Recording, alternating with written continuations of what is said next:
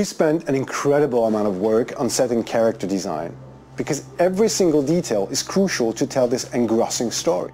The sets and characters are very diverse, and the story stretches over 15 years. So the challenge for us was to achieve this diversity while keeping an organic look to it all, a visual coherence that makes everything fit together. So we start with a script. It's a really huge Bible describing all the location, the characters and action sequence. We've done some mood boards. It's a kind of mix between many references. It could be picture, drawing, concept art.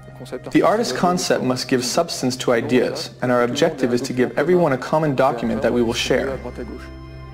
There is a first shield that I did like this, and then I made many variations to show how it could react to effects.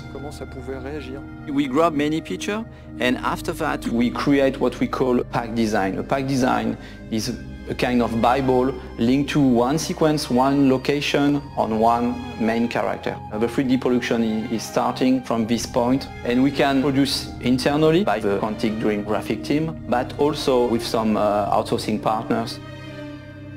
On Beyond, it's quite challenging to design characters because they are based on famous actors.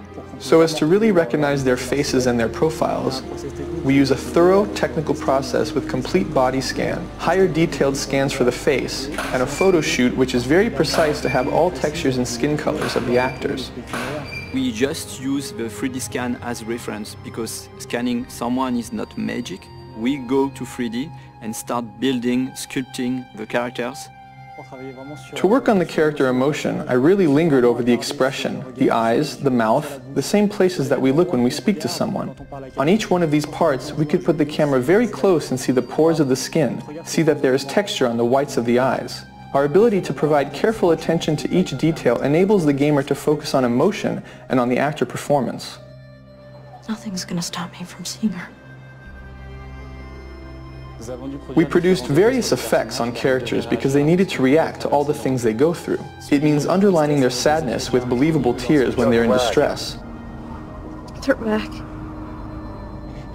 They're all around me. And injuring them when they get into a fight. These elements had to be visible yet subtle in order to avoid caricature. This required close collaboration with the team in charge of lighting in order to correctly highlight these details. Tell them to leave me the fuck alone, because next time, I'll kill everyone. In scenes with bad weather, or when the character goes through natural elements like a river, we must find the right balance between what visually happens in the background, what happens to the character, and even sometimes what can be visible on the camera lens, for example, water flowing on the screen. What was unique is being able to make Jodie evolve. We can follow her through many years, since childhood.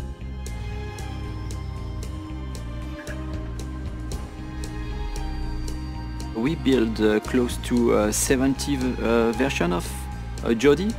She experiences so many moments that we could make her character very distinctive according to the period of her life. We have to propose a particular and different emotion through each version of Jodie. So we spend many time with the artist's concept and fashion designer to dress, to see how we could change the haircuts of an actor to make him younger or older in a consistent way. One of the main challenges was to make Jodie look younger. We had very few references, and it was very delicate work because we didn't know if we were getting it right. When we put the trailer online, Ellen came back to us and told us her mother had recognized her at the age of 9. That's the best compliment we can receive as character artists. Hello, Jodie. Come in. In Beyond, we follow mainly Jodie and also our close relation, for instance, Dawkins. I thought it would be a good idea for us to have a little chat, get to know each other a little better. We can see him growing and reaching maturity. He begins as a laboratory scientist and he finishes by directing a whole department. We wanted to give him a paternalistic side with Jodie, and at the end, an authoritarian aspect. There are more than 300 characters in the game. Once we created a digital double like the one of Ellen or Willem, if others are not as good, we will see it immediately. So there was a considerable effort to bring all the characters of the game at the same level than the main characters. The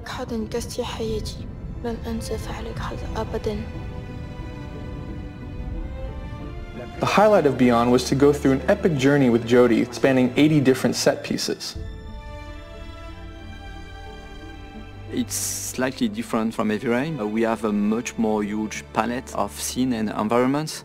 It could be a Navarro desert, tiny rooms, huge complex. It's hard to manage because we are talking about small and tiny rooms with a huge level of details, and also a kind of open world environments where we need to improve the same level of details. One of the biggest challenges was to create an open world that we can see in the Navajo sequence. The scenery represents about 2 square kilometers. It's been a joint effort between the vision of David, the technical restrictions, and the artistic vision. Another challenge was to build a section of a city. We did a lot of research on homeless people lived in the United States, and so we worked together to characterize each nook and cranny. I guess we pushed on both our engine and the capabilities of the PS3. We also make the sequence changing according to the weather.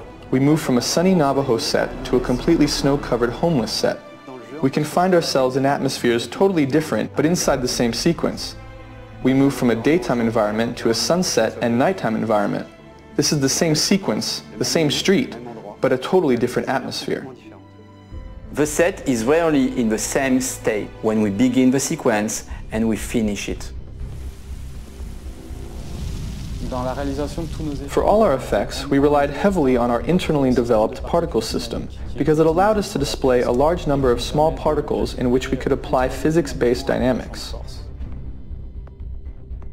Thanks to this, we've been able to have Jodie escape a collapsing, burning building, while at the same time outside there's a blizzard of about 50,000 flakes.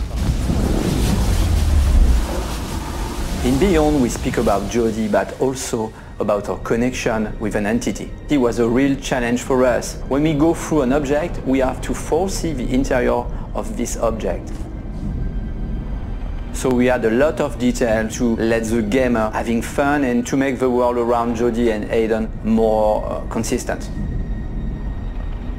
In Beyond, there is an important fantasy element as well that includes creatures, entities, etc. In the beginning, we thought about something quite marine, but with an aquatic creature, it was almost too real. So we changed our idea towards something more polluting, more dark. Entities don't really have defined shapes, but however, they are very frightening. Imagining and creating the infraworld was also a great challenge. We had to think of a plausible, aesthetic way of representing what lies beyond. Souls disintegrating and taking shape again, for instance. Beyond is a very challenging project. Everybody in the team tried to push hard the limits of the PS3 just to be able to recreate this journey in the life of Jodie Holmes.